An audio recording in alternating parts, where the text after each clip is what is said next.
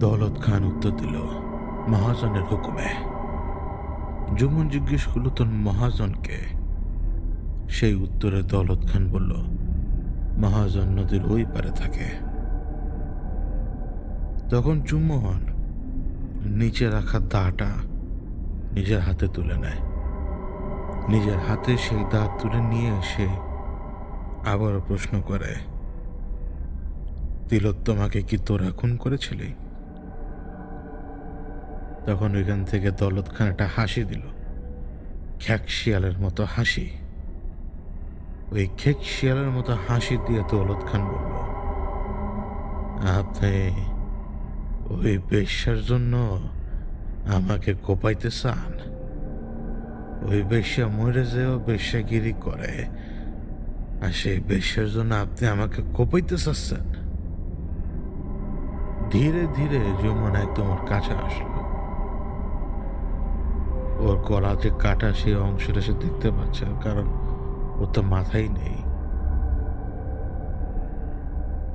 নিজের হাতে সে দাটা একদম শক্ত করে সে ধরেছে। ওদিকে খেক শিয়ালের মতো হাসছে সে, দৌলত খান, আর বলে যাচ্ছে সে একই কথা, যে মরে যেও মাগি বেশ্যাগিরি করে যায়, মরে যেও মাগি বেশ্যাগিরি করে যায়। নিজের হাতের দাটা একেবারে বসিয়ে দিল ঠিক সে কাটা অংশের উপরে। এরপরে মাংস যেভাবে কেউ থ্যাতলায়, ঠিক সেইভাবে সে নিজের হাতের দা দিয়ে সমানে কোপাতে লাগলো সেই জায়গাটা যেখানে কোনো মাথা নেই। সমানে সে কোপাতে লাগলো, ওদিকে খালি খ্যাক শিয়ালের মতো হেসেই যাচ্ছে, হেসেই যাচ্ছে, হেসেই যাচ্ছে দৌলত খান। এতগুলো কোপ যে তার ঠিক গলা যে জায়গায়, সে জায়গায় যে পড়ছে তাতে তার করে ভ্রুক্ষেপ নেই। সে শুধু হাসছে, সে শুধু হাসছে, আর অন্য কোনো কিছু না। এবং তাকে কোপাচ্ছে, কোপাচ্ছে, কোপাচ্ছে। সেই রক্তের ছিটা যে তার চেহারার উপরে এসে পড়ছে, ওই হালকা গরম ভাব লাগার কথা, সে হালকা কোনো গরম ভাব নেই, কোনো স্পর্শ নেই, কোনো কিচ্ছু নেই। সে তারপরে সেখানে কোপাচ্ছে, সে তারপরে সে ওখানে কোপাচ্ছে, এবং একটা সময় সে ক্লান্ত হয়ে পড়ে। কতক্ষণ, কতক্ষণ? তার এই ক্লান্ত হয়ে যাওয়ার পরে সে যখন একটু দাঁড়ালো, সে পেছনের দিকে তাকিয়ে দেখতে পেল ঝাপটার ওই পাশে তিলোত্তমা দাঁড়ানো।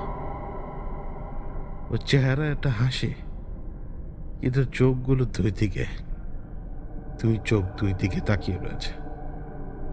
কিন্তু তারপর ওর চেহারা এক অমায়িক মাদকতাময় হাসি। আর ওদিকে চোখের সামনে সে কাকে কুপিয়েছে ওইখানে কেউ নেই। সবগুলো কবজে পড়েছে সেই বাক্সর উপরে। কারণ ভূতকে কোপানো যায়, ভূতকে কোপানো যায় না। যে জীবিত নেই, যার শরীর নেই, তাকে কোপানো যায় না। ক্লান্ত হয়ে গিয়েছিল, সে হাঁপাচ্ছিল, কিন্তু তখন চুরির শব্দটা সে শুনতে পায়। তার কাঁধে যে হাত রাখলো তিলোত্তমা, সেই স্পর্শ সে টের পায়। সে তাকালো, হালকা একটু ঘাড় ঘুরিয়ে। তিলোত্তমার মুখে একটা হাসি, একটা অদ্ভুত হাসি।